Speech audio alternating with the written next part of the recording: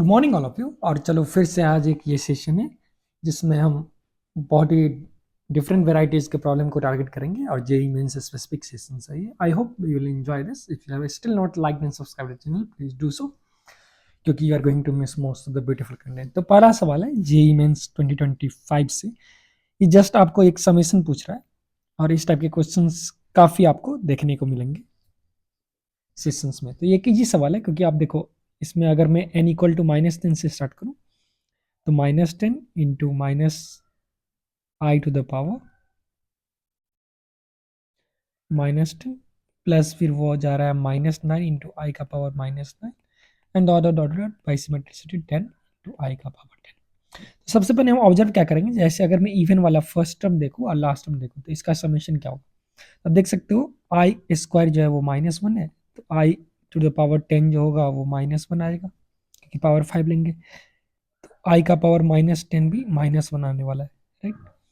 तो ये टर्म जो आएगा ये -10 होगा और ये -10 इंटू -1 आने वाला है, सो दैट इज 10।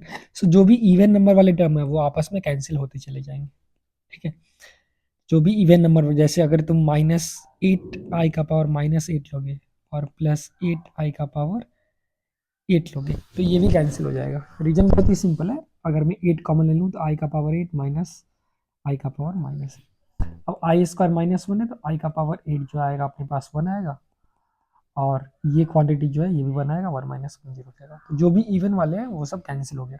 चलो अब ऑड वाले को देखते हैं। तो ऑड वाले में क्या फंडा आएगा, अगर मैं n को अगर ऑड ले लूँ, जैसे अगर मैं n को कोई भी ऑड ले लूँ, सपोज मैं -9 आई का पावर -9 और +9 आई का पावर 9, ये अगर उठाओ तो ये आ जाएगा अपने पास 9 आई का पावर 9 माइनस आई का पावर -9। अब ध्यान से देखिएगा आई स्क्वायर -1 है तो आई का पावर 8 जो है वो मेरा बनाएगा, आई का पावर 9 आई बन गया, right. So this will be 9 times I minus ये 1/i। अब 1/i को आप रैशनलाइज कर सकते हो तो ये -i हो गया, तो तुम्हारे पास बन गया 9 इंटू 2 इंटू आई, तो 89। जो भी ऑड वाला बनेगा वो तुमको 2i देते चले जाएगा, राइट।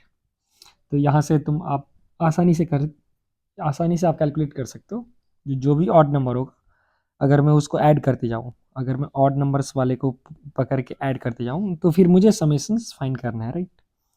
तो फिर यहाँ से क्या समेशंस आएगा अपने पास,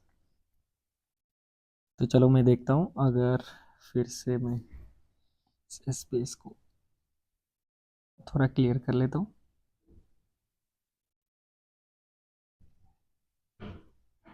जस्ट गिव मी 1 मिनट।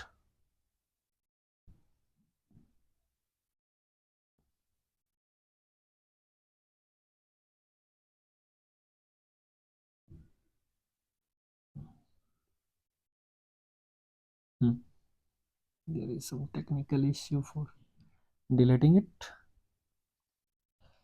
चलो तो फाइनली मेरे पास जो आंसर आएगा मैं यहाँ पे उसको लिख रहा हूँ।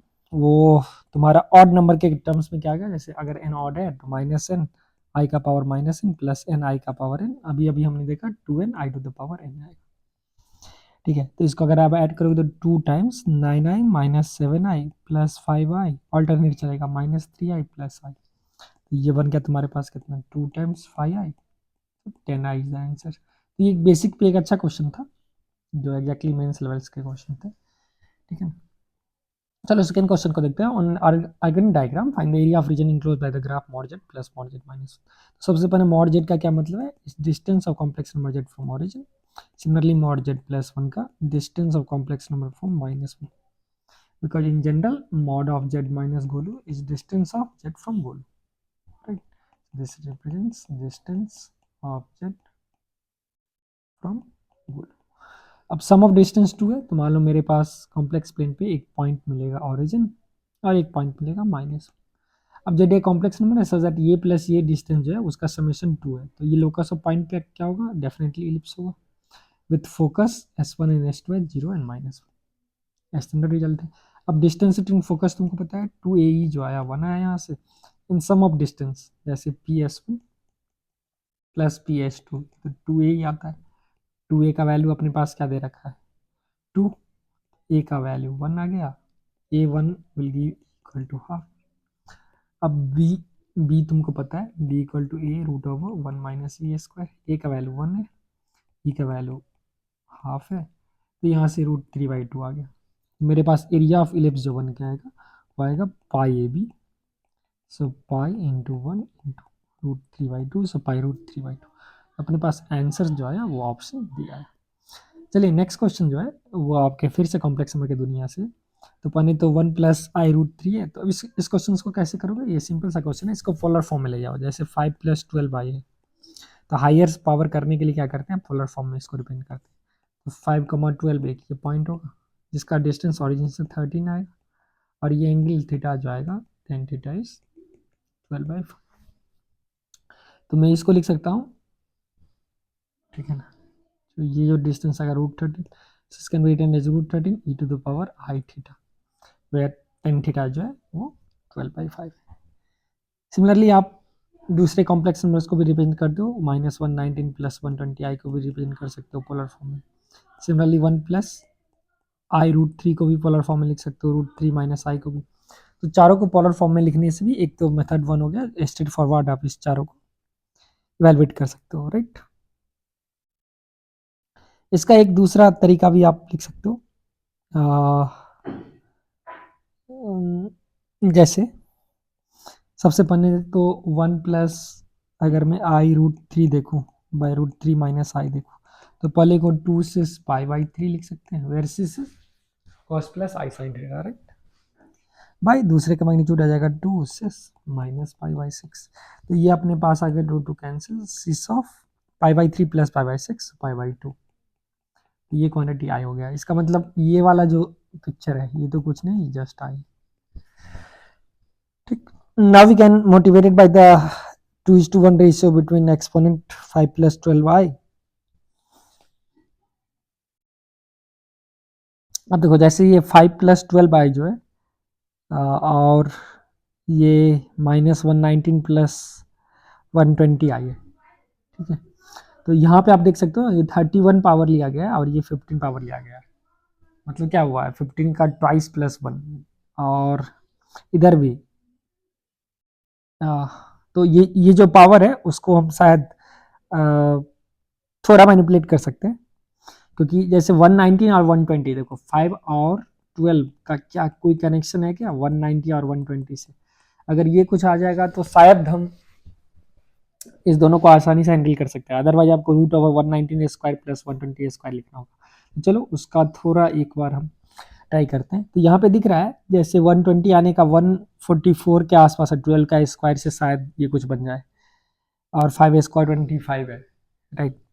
तो अगर मैं ये, तो यहाँ से एक मोटिवेशन दिख रहा है, क्योंकि मोटिवेशन है approximately 2:1 ratio between the exponent 5 plus 12i and -119 plus 120i। उसका जो एक्सपोनेंट का जो रेशियो दिख रहा है लगभग 2:1 है। इसीलिए हम वहाँ से क्या कर रहे हैं, जैसे सपोज मैं 5 प्लस 12i का होल स्क्वायर अगर कैलकुलेट कर लो, 5 प्लस 12i का होल स्क्वायर, तो ये 25 आ गया, -144 आ गया, प्लस 2ab, सो 24 इंटू 5 तो 120 आ गया। अब देखो ये मजा आ गया क्योंकि ये आ जाएगा एग्जैक्टली -119 प्लस 120।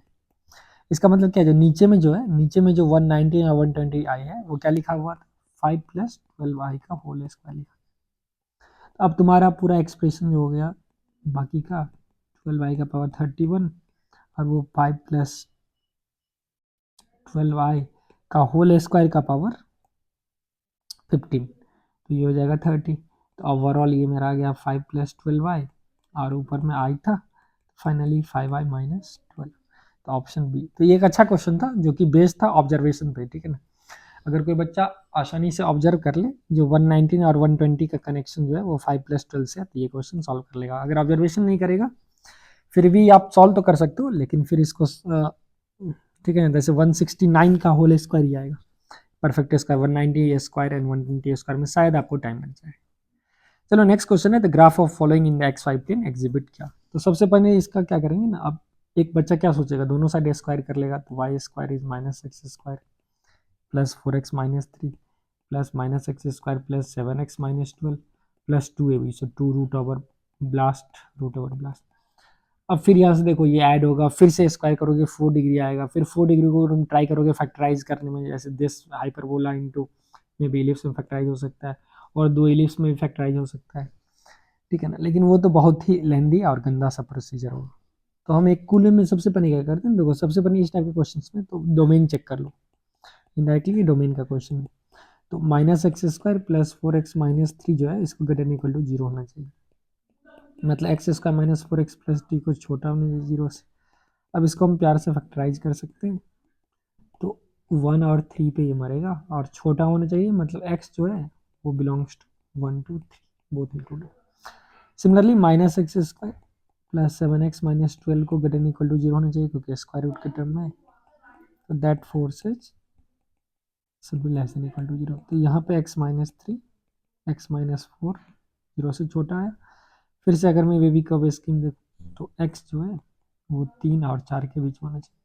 तो अब देखो, अब अगर इस एक्सप्रेशन को डिफाइन करना है, तो अगर मैं एक्सप्रेशन इसको E1 बोल दूँ और इसको E2 बोल दूँ, डोमेन जो आएगा वो क्या आएगा, E1 का डोमेन और E2 का डोमेन का इंटरसेक्शन, क्योंकि ये फर्स्ट एक्सप्रेशन बोल रहा है हम 1 और 3 के बीच में डिफाइन होंगे, दूसरा बोल रहा है नहीं नहीं भाई हम 3 और 4 के बीच में डिफाइन होंगे। तो एक ही जगह है जहाँ पे दोनों डिफाइन होगा, वो x इक्वल टू 3 पे। तो अगर मैं पूरा एक्स वाई प्लेन देखूँ, अगर मैं एक्स वाई प्लेन देखूँ, वहाँ पे तो ये एक सिंगल पॉइंट है, ये कर्व जो है वो एक ही वैल्यू पे ट्रू होगा, x इक्वल टू 3 और y इक्वल टू 0। तो ये R2 में जो है ये एक सिंगल पॉइंट को बता रहा है। तो ऑप्शन बी, ये एक अच्छा सा क्वेश्चन था, एक बेहतरीन तरीका था डोमेन चेक करने का। देखने में सॉल्यूशंस देखने के बाद आपको भले ही आसान लग जाए, लेकिन वो अप्रोच आप ध्यान से देख सकते हो। चलो नेक्स्ट क्वेश्चन है, बोल रखा है जो 3 लाइन है और ये तीनों line express the x y plane, मतलब R2 प्लेन को, पूरा प्लेन को कितने रीजन में, जैसे एक्स वाई एक्सिस प्लेन को कितना रीजन में डिवाइड करेगा, 4। ऐसी 2 लाइन हम लेंगे तो 1 2 3 4 में, अगर कोइंसिडेंट नहीं है तो, अगर 2 कोइंसिडेंट लेने तो 2 पार्ट में डिवाइड करेगा, ठीक है, अगर 2 पैरेलल है तो 1 2 3 पार्ट में डिवाइड करेगा। तो ऐसे ही तुम्हारे पास क्या बोल रखा है, ये 3 लाइन 6 पार्ट में डिवाइड करता है। अब देखो ये दोनों लाइन तो फिक्स है, तो 2 लाइन और ये पैरेलल नहीं है, L1 और L2। तो तीसरा लाइन क्या क्या हो सकता है, तीसरा लाइन या तो ट्रायंगल फॉर्म करे, या फिर तीसरा लाइन कनकरेंट हो, या फिर तीसरा लाइन जो है वो कोई एक लाइन ही बन जाए, थर्ड लाइन जो वो कोइंसाइड कर जाए एक ही लाइन से, यही होगा पॉसिबिलिटी, और तो कुछ होगा नहीं। देखो पहला केस में देखते हैं कितना रीजन है, 1 2 3 4 5 6 7 रीजन है। दूसरा केस में 1 2 3 4 5 6, तो हमको यही वाला कन्फिग्रेशन फाइंड करना है। तीसरा केस में 4 ही रीजन बनेगा। तो अगर ये 6 रीजन में स्प्लिट कर रहा है, इसका मतलब तीनों का तीनों लाइन कंकरेंट है। कंकरेंसी के लिए आपको पता है डेट जो होगा बाय कॉफिशिएंट वो 0 हो जाएगा।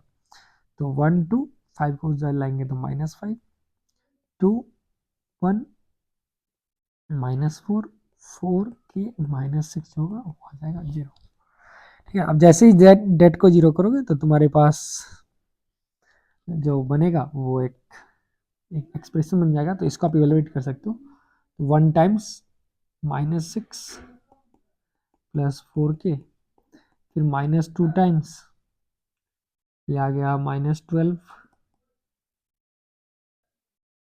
और +16 और -5 टाइम्स 2k -4 is 0।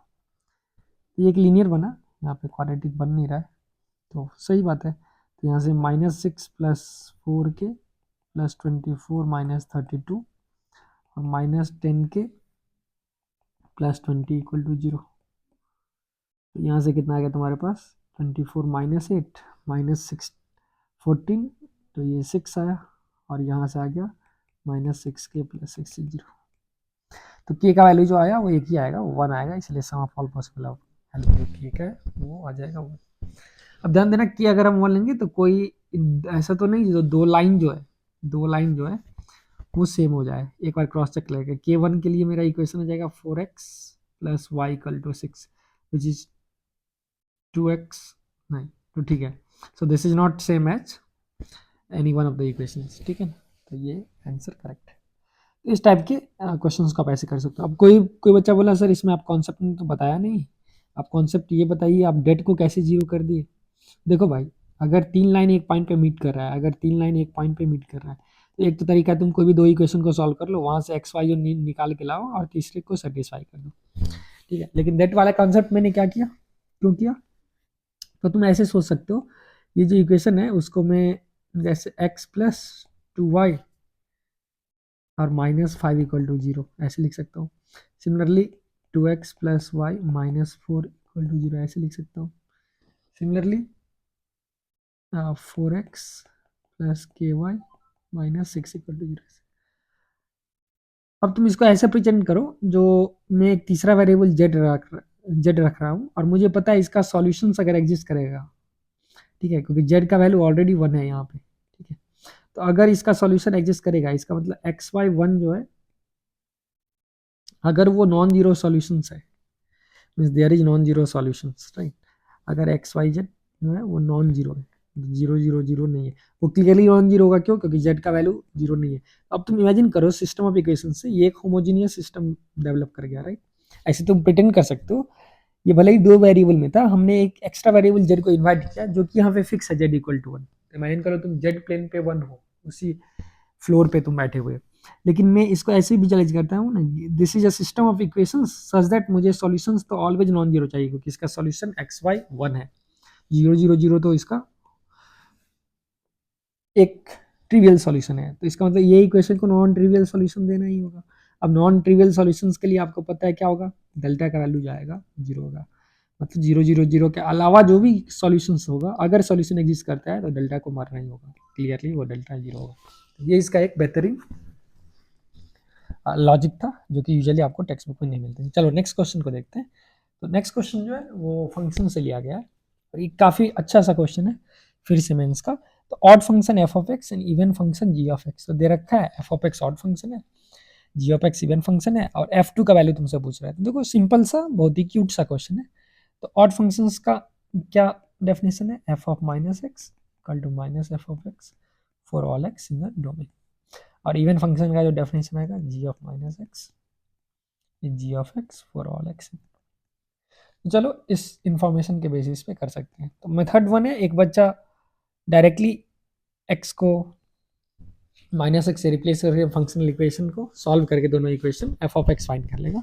लेकिन यहाँ पे प्रिसाइजली टाइम सेव करने के लिए एफ ऑफ टू चाहिए, तो सबसे पहले तो आप टू दोनों साइड रख दो, तो ये two plus one by three three A square जो कि 9 इंटू 7/3 जो कि 21 दे रखा है। अब एफ ऑफ माइनस टू रखो, तो F of minus two plus g of minus two, ये बनेगा minus two minus into three का power minus two 1/9 into minus three minus 1/3। अब देखिए यहाँ से मैं बोल सकता हूँ एफ ऑफ माइनस टू जो होगा माइनस एफ ऑफ टू होने वाला है, क्योंकि एफ ऑड फंक्शन है, और g of minus two g of two होगा क्योंकि इवन फंक्शन है। तो अब इस दोनों इक्वेशन से जी ऑफ टू को निकाल दो, तो सब्ट्रैक्ट कर दीजिए दोनों इक्वेशन को। मेरे पास टू एफ ऑफ टू कलो 21 प्लस 1/3 बनेगा, और ये बन जाएगा 64/3। तो एफ ऑफ टू बना 32/3। अब ये बोल रहा है ये एम और एम बाई एन के फॉर्म में, वेयर एम और एन का जो जी सी डी है वो 1 है। तो क्लियरली एम 32 हो गया और एन ये 32 प्लस 3 35, तो ऑप्शन बी। तो ये भी एक अच्छा सा क्वेश्चन बेसिक पे, जस्ट आपको इवन आउट फंक्शन, क्योंकि मेंस लेवल का मैं क्वेश्चंस ले रहा हूँ एग्जैक्टली मेंस का, इसीलिए आपको सिंपल लग रहा होगा। जिनको सिंपल लग रहा है मतलब आपका तैयारी अच्छा है, ठीक। चलिए नेक्स्ट क्वेश्चन की दुनिया में चलते हैं, और ये क्वेश्चन आपके स्क्रीन पे यहां से मिला। एफ ऑफ एक्स जो है वो root over x square plus 8x plus 17 और root over x square minus 4x plus 53 दे रखा है, ठीक है। तो इस क्वेश्चन में बोल रहा है find the value of mod x that minimises the value, मतलब इसके वैल्यू को कम से कम अगर करना है अपने को, तो फिर मॉड एक्स का वैल्यू क्या होगा। तो सबसे पहले एक तो तरीका है मेथड वन, ब्लाइंडली कोई बच्चा एफ डैश एक्स फाइंड करना चाहेगा, ये 1/2 रूट 8x प्लस 17 और यह आ जाएगा 2x प्लस 8, फिर plus 1/2 root x square minus 4x plus 53, और वहाँ से बना 2x माइनस 4। अब एफ डैश एक्स को जीरो करोगे, लेकिन देखो जीरो करोगे तो गेम इतना आसान नहीं है, क्योंकि आपको पहले क्रॉस मल्टीप्लाई करना होगा और फिर इस एक क्यूबिक इक्वेशन बनेगा, उस क्यूबिक इक्वेशन को तुमको सॉल्व करना होगा, ठीक है। जैसे कि 2x plus 8 times whole square जाएगा x square minus 4x plus 53 equal to 2x minus 4 whole square times x square plus 70, ये इक्वल टू -1 है, प्लस माइनस। लेकिन आपको देखना है, अब इसको फिर सॉल्व करोगे 2 लोगे तो ये काफ़ी कॉम्प्लिकेटेड हो जा रखा है, राइट। यहाँ से अगर मैं कॉमन भी ले लूँ तो x प्लस 4 होल स्क्वायर आने वाला है, और यहाँ से कॉमन ले लूँ तो x माइनस 2 होल स्क्वायर आने वाला है, ठीक है। तो 4 डिग्री का एक्सप्रेशन तो यहाँ से कैंसिल हो जाएगा x4, तो आपके पास बनेगा क्यूबिक, लेकिन फिर उस क्यूबिक को या तो हीट एंड ट्रायल से आपको सॉल्व करना पड़ेगा। तो क्या एक दूसरा मेथड है इस सॉल्व करने का? बिल्कुल है। देखो, इस एक्सप्रेशन को तुम दूसरे तरीके से डिकोड कर सकते हो, जैसे x square plus 8x plus 17 को लिखा जा सकता है x square plus 8x plus 16 2ab, x square plus 2 into 4x that demands 4 square, फिर माइनस 4 स्क्वायर प्लस 17, तो प्लस 1 हो गया। This can be written as root over x plus 4 whole square plus 1 square, ठीक है। तो देखो, पहला expression को मैं क्या लिख सकता हूँ, x plus 4 whole square plus 1। Similarly दूसरा एक्सप्रेशन को आप लिख सकते हो x माइनस 2 होल स्क्वायर, तो 4 आया और 49, तो 7 स्क्वायर। अब इसको मैं कैसे इंटरप्रेट कर सकता हूँ, इसको मैं ऐसे इंटरप्रेट कर सकता हूँ, ये डिस्टेंस है, ये 1 को लिख सकते हैं 1 माइनस 0 होल स्क्वायर है, 7 माइनस 0 होल स्क्वायर हो गया, राइट। तो ये तो हो गया distance of A point x, 1 from 4, 0, from -4, 0, और ये बता रहा है x, ऐसे अगर तुम सोचोगे तो x, 7 फ्रॉम 2, 0, ठीक है। लेकिन मुझे अगर इस दोनों को कनेक्ट करना है, मीन सम ऑफ डिस्टेंस चाहिए कुछ, तो इसमें से ये वेरिएबल को शायद मैं अगर सेम कर लूँ तो फिर मजा आएगा। इसको मैं वैसे नहीं लिख के 7 स्क्वायर को मैं लिख सकता हूँ 6 प्लस, ठीक है, क्योंकि x से 1 का डिस्टेंस चाहिए, x माइनस 1, तो इसको मैं 1 माइनस माइनस 6 भी लिख सकता हूँ, ठीक है। तो वो उस तरीके से भी आप इस क्वेश्चन को विजुअलाइज कर सकते हो। तो देखो, इसको एक लिखने का तरीका मेरे पास ऐसा हो सकता है, तो मैं x, 1 रख दूँ, इसको x माइनस 2, 7 स्क्वायर ना लिख के मैं 1 माइनस माइनस 6 स्क्वायर लेंगे, तो इससे क्या होगा, it is distance from 2, minus 6। अब देखो मेरे पास क्या गया, मेरे पास एक फिक्स पॉइंट है 2, माइनस 6, एक दूसरा फिक्स पॉइंट है -4, 0 कहीं, और एक पॉइंट है वेरिएबल पॉइंट जो है मेरे पास x, 1 है, और मुझे चाहिए ये सम ऑफ डिस्टेंस मिनिमम, ठीक है। तो चलो, अगर मैं प्रॉपरली इसका ग्राफ बनाऊँ, 2, माइनस 6 आपको क्या दिखेगा, 2, माइनस 6 कहीं यहाँ पे देखने को मिला, और फिर -4, 0 यहाँ देखने को मिला, और x, 1 y इक्वल टू 1 यहाँ पे, x, 1 कहीं यहाँ पे, इस like a pearl which is sliding on this string, x, 1। तो आपको ये सम ऑफ डिस्टेंस को मिनिमम करना है, ठीक है, सम ऑफ डिस्टेंस को मिनिमम करना है। तो अब हम क्या करेंगे, देखो ये मिनिमम डिस्टेंस, तो मैं इसका रिफ्लेक्शन -4, 0 का ले लेता हूँ ये लाइन में, ठीक है। तो अगर मैं -4, 0 का रिफ्लेक्शन ले लूँ तो ये x -4 हो जाएगा, ये गैपिंग 1 है तो ये 1 ऊपर जाएगा, तो -4, 2, राइट। अब दिस प्लस दिस डिस्टेंस, मान लो इसको मैं ए, पी और बी बोलूँ, so since A P is same as A dash P, right, तो मिनिमम डिस्टेंस ये प्लस सी के बदले में बोल सकते हैं A dash P plus P B को मिनिमम करना। अब ये प्लस ये डिस्टेंस जो है, ये प्लस ये डिस्टेंस मिनिमम कब होगा, अगर तुम स्लाइड करे हो तो ये तो डायरेक्ट स्ट्रेट लाइन का डिस्टेंस हो गया, ठीक है ना। तो ये तो मिनिमम डिस्टेंस आएगा करस्पॉन्डिंग टू ये लाइन, और उस करस्पॉन्डिंग एक्स का जो वैल्यू आएगा वो क्या आएगा, तो आप सॉल्व कर सकते हो। तो y इक्वल टू 1 को सॉल्व करो इस लाइन से, लाइन का इक्वेशन आया y -2 is slope is 8 by -6 to x plus 4।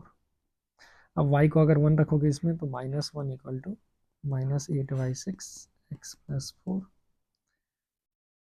तो अगर मेरा कैलकुलेशन सही है तो 3/4 equal to x plus 4, x का वैल्यू 3/4 माइनस 4 माइनस 13/4 आया।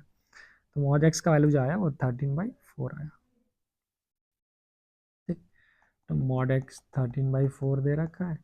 अब सिंपलेस्ट फॉर्म है तो 13 + 4 17, 17 इसका करेक्ट आंसर है। तो आई होप आपको काफ़ी अच्छा लगा होगा ये क्वेश्चन। तो एक ये अच्छा क्वेश्चन था। चलो नेक्स्ट क्वेश्चन पे चलते हैं, और ये काफ़ी चैलेंजिंग क्वेश्चन है जो कि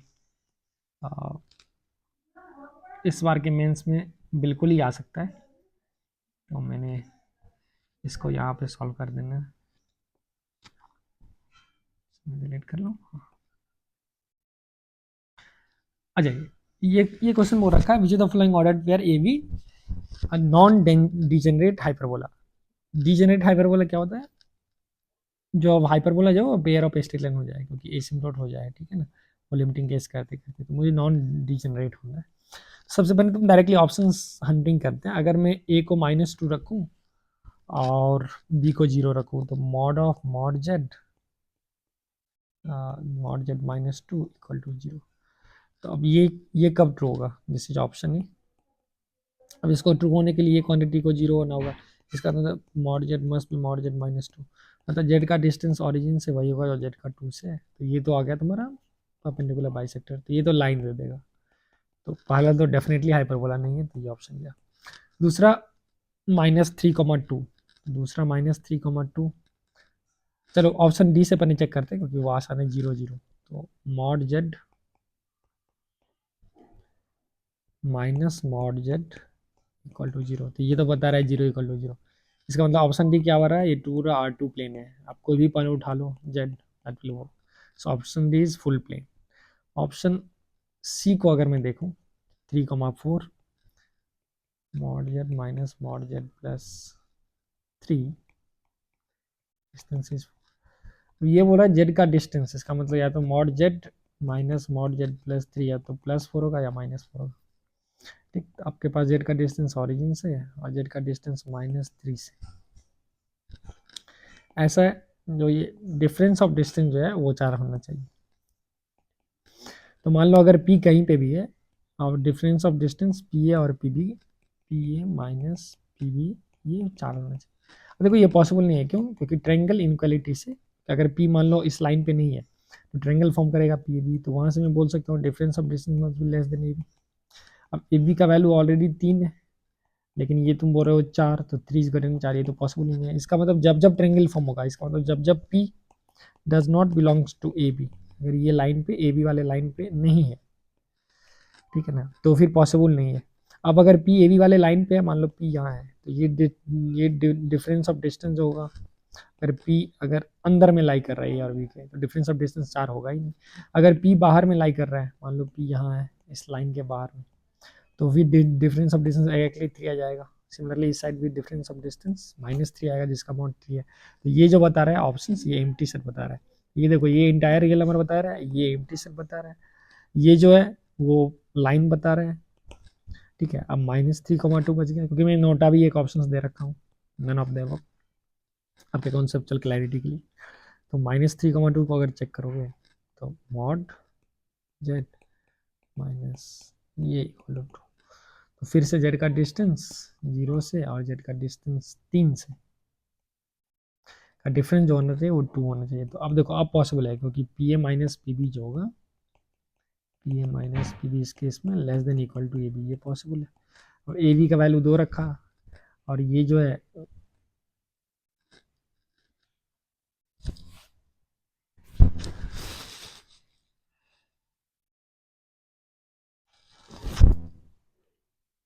ए बी का वैल्यू क्या दे,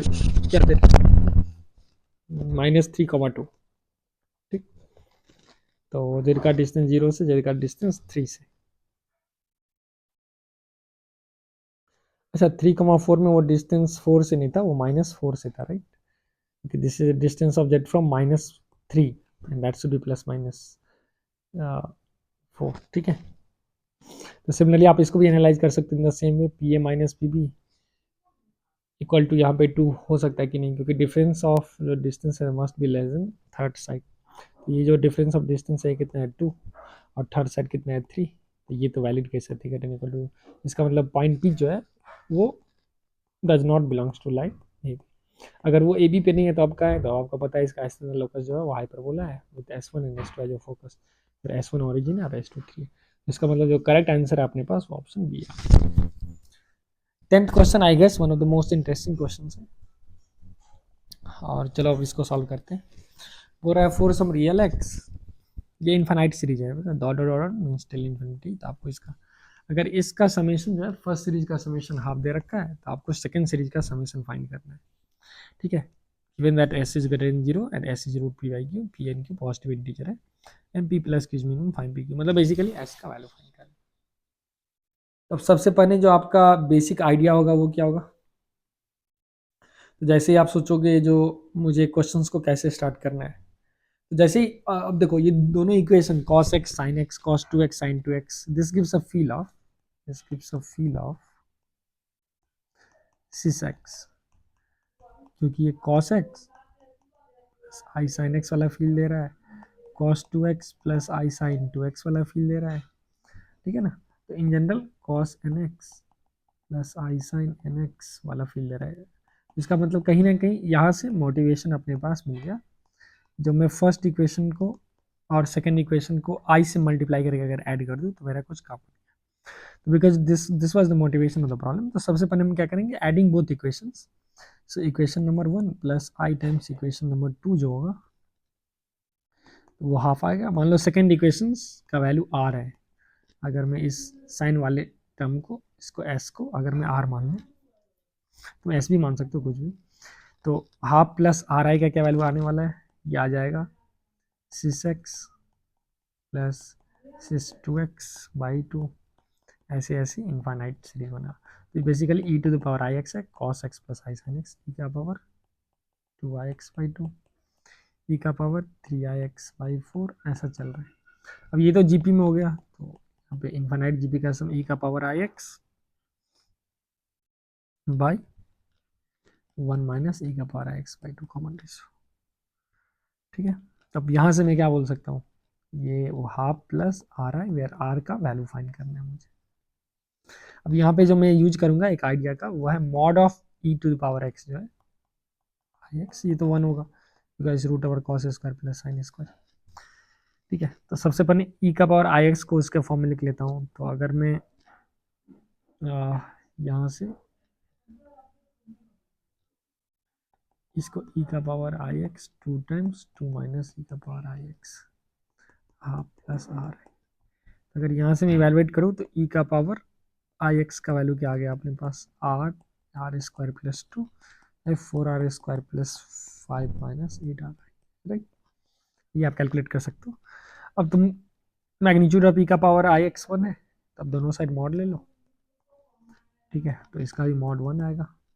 अब इसका मॉड वन आएगा मतलब यहाँ से क्या आ गया, eight r square plus two का मॉड जो है वो four r square plus five whole square plus eight r whole square, square root आ गया। फिर आप दोनों से स्क्वायर कर सकते हो, तो इसका होल स्क्वायर और ये चले जाए। अब अगर आप इवेलुएट करोगे तो मेरे पास आया forty eight r four minus seventy two r इसका माइनस ट्वेंटी वन जीरो, जो कि तुम्हारे पास दे रखा है, इसको four r square minus seven factorise कर दो, four r square plus one zero. R real है तो ये पॉसिबल नहीं है, तो आर आर स्क्वायर का वैल्यू जो आ गया वो आ जाएगा seven by four, r positive दे रखा है तो it's root seven by two. तो ये एक अच्छा सा क्वेश्चन था जो कि आपको बेसिक से सॉल्व कर सकते हैं। चलो नेक्स्ट क्वेश्चन देख रहे हैं, let eight solutions to Z eight minus one. तो आपको पता है ये एट रूट ऑफ यूनिटी है, एक तो रूट ऑफ यूनिटी वन ही मिलेगा, फिर दो तीन चार पाँच छः सात आठ ऐसे, ठीक है। तो अगर मैं इसको डिनोटेड बाय ए वन, तो मान लो अगर ये ए वन है, ए टू है, three four five six seven, तो ऐसे ए वन को मैं बोल सकता हूँ ये वन है, वन कॉमा जीरो है, ठीक है ना। ऐसे करके एथ रूट ऑफ यूनिटी है। They are on Argand plane, A N is X N, means इसके कोऑर्डिनेट को मैं बोल रहा हूँ एक्स थ्री वाई थ्री, इसके कोऑर्डिनेट को X two Y two, A four को एक्स फोर वाई फोर, ऐसे बोल रखा है। और एक और पॉइंट है टू कॉमा जीरो, इसको एक्स नाइन वाई नाइन बोल दो, और A9 का नाम है। ठीक है, क्या बोल रहा है, they are ground on Argand blah blah blah starts इतना rotated about origin in full circle. तो अब देखो इस A9 को ओरिजिन के अबाउट हम फुल सर्कल में रोटेट कर दिए। ठीक है, तो एक ऐसा सर्कल दिखेगा। Let B with the arithmetic mean of A1 से A9। तो चलो बी क्या है, यह A1 प्लस A2 से लेके A9 बाई 9। अब आपको पता है A1 से A8 का जो समेशन है, ठीक है, क्योंकि sum of nth root of unity क्या होता है, zero. Sum of nth root of unity zero हो जाएगा। तो अगर मैं A1 plus A2 till A8 nth root of unity, that can be seen from this theory of equation also, क्योंकि इसका 8 रूट है A1 से A8, sum of root minus B by वो जीरो हो जाएगा। A8 तक तो मेरे पास हो गया स्वाहा, तो मेरे पास फिर बचा A9 बाई 9, बस यही बचा इसका ही। A9 का वैल्यू कितना है, 2, तो 2/9। ठीक है, let B arithmetic B traces out a path है, ये रोटेट। तो बी खुद एक कॉम्प्लेक्स नंबर है, क्योंकि देखो बी बी जो है वो अरिथमेटिक मीन है ईच एंड एवरी कन्फिग्रेशन पे। जैसे यहाँ पे जो है अरिथमेटिक मीन जो आएगा वो इसका 2/9 हो जाएगा। अब यहाँ पे जाएगा फिर ये बाय 9 आ जाएगा, ये बाय 9 आ जाएगा, ये बाय 9 आ जाएगा। तो बी क्या है, बी एक सर्कल को ट्रेस कर रहा हो। ये तो कॉम्प्लेक्स नंबर जीरो है ना, तो A9 खुद एक वेरिएबल कॉम्प्लेक्स नंबर है, फिक्स नहीं। और A9 अगर सर्कल में जा रहा है तो बी भी एक सर्कल में जाएगा विथ 1/9 स्केलिंग फैक्टर। तो A9 का जो एरिया आया, दो डिस्टेंस दो है, तो एरिया आ जाएगा pi r square, pi into 2 square 4 pi. ठीक है, लेकिन 4 पाई जो है वो एरिया ऑफ फुल सर्कल है, लेकिन बी का तो लोकस बाई 9 होगा ना, क्योंकि वो स्किल्ड है। देखो अगर A9 का लोकस सर्कल है, तो what about locus of A9/9? मान लो that depends on complex number z, so mod z is mod A9/9। तो if this lies on a circle, mod A9 जो है वो तो फिक्स हो गया 2, तो mod z is 2/9। तो ये भी तो सर्कल में लाई कर रहा है ना, पाई इंटू आर स्क्वायर। तो इसका रेडियस जो आएगा मेरे पास जाएगा 2/9, मतलब 4/81। सो 4/81 हो गया मेरे पास करेक्ट आंसर। ठीक है, चलो सिमिलरली नेक्स्ट क्वेश्चन है, एक्स वाई कॉम्प्लेक्स नंबर है, तो ये डायरेक्टली आप इक्वेशंस को सॉल्व कर सकते हो। एक्स के जगह पे ए कमा बी रख दो, वाई की जगह पे सी कमा डी रख दो, और ये खुद से सॉल्व करो। ये सुपर इजी क्वेश्चन है, मीन्स का बोनस क्वेश्चन। नेक्स्ट क्वेश्चन है, एक फंक्शन दे रखा है 2 का पावर एक्स माइनस स्क्वायर, बोलता है कितना पॉजिटिव रूट है कितना नेगेटिव रूट है और इसका कैसा नेचर होगा। तो ये क्वेश्चन ऑलरेडी मेंस ने पिछले साल भी पूछ दिया है। तो आप क्या कर सकते हो, इसको एनालाइज करने के लिए इसका ग्राफ बनाना पड़ेगा। अब प्रॉब्लम है 2 का पावर एक्स ड्रेस्टिकली इंक्रीजिंग है, और एक्स स्क्वायर जो भी है वो भी इंक्रीजिंग है। तो एक तो पता है एक्स लेस देन जीरो पे एक रूट तो गारंटी है, क्योंकि एक्स लेस देन जीरो पे 2 का पावर एक्स क्या होगा, वो इंक्रीजिंग है, लेकिन एक्स स्क्वायर जो है वो डिक्रीजिंग है, एक रूट होगा। लेकिन अब बाहर एक रूट आएगा या फिर ऐसा आएगा, दो रूट आएगा, ये मुझे पता नहीं है, तो ये क्वेश्चन मार्क। इसके लिए मैं क्या कर सकता हूँ, एक नया फंक्शन डिफाइन कर सकता हूँ कि 2 का power x minus x square define करके अगर मैं एक्स डैश फाइन करूँ तो फिर इसको एनालाइज करना थोड़ा मुश्किल होगा। इसीलिए मैं क्या किया, एक्स स्क्वायर बाई 2 का पावर एक्स को ही एनालाइज करना शुरू कर दिया। ठीक है, तो इंस्टेड ऑफ ये जीरो होगा, मतलब बेसिकली ये जब इक्वल होगा तो एफ ऑफ एक्स जीरो होगा, that will imply G of X. ठीक है, तो यहाँ से जी डैश क्या आ जाएगा, इसको छोड़ो, उसको डिफ्रेंशिएट करो, डिवाइडेड बाई 2 का पावर 2x। ठीक है, जी डैश जीरो का कब आएगा, तो ये आ जाएगा, ये जीरो आएगा जब ये क्वांटिटी जीरो होगा, एक्स ये तो जीरो पे जीरो आएगा। तो यहाँ से मैं एक्स 2 का पावर एक्स कॉमन ले सकता हूँ, तो 2 माइनस एक्स ln 2। तो यहाँ से आया मेरे पास, यहाँ तो एक्स जीरो, ये तो एक्स का वैल्यू 2/ln 2। तो लगभग लगभग ग्राफ जो मेरे पास बना मिनिमम मैक्सिमम का, वो एक्स जीरो पे जीरो है, हाँ एक्स इन्फिनिटी पे जो है वो भी जीरो है, और ये कुछ मैक्सिमा आया, और ln 2 जो है वो निगेटिव है, क्योंकि ln ई जो है वो 1 आया। तो अगर आप सॉरी टू पॉजिटिव आएगा,